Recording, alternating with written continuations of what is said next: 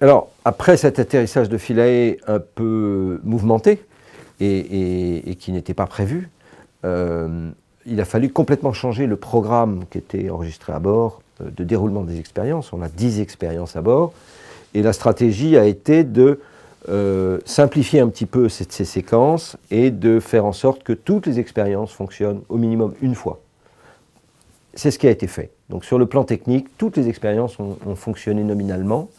Malheureusement, toutes n'ont pas donné les résultats scientifiques escomptés. 8 ont bien fonctionné sur le plan scientifique et 2 n'ont pas pu atteindre leur cible, notamment le problème de la foreuse.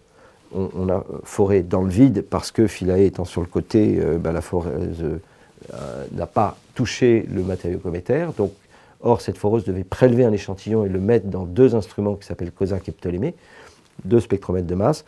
Donc de ce point de vue-là, la pyrolyse des grains pour obtenir la nature chimique des composés organiques et n'a pas pu être faite comme on aurait voulu le faire.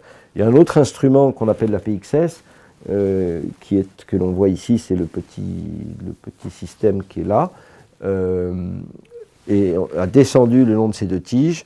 Malheureusement, il n'a pas atteint la surface également. Il avait une porte en titane qui, par contact, devait s'ouvrir. Et en fait, elle ne s'est jamais ouverte. Donc on a analysé le titane et pas la comète.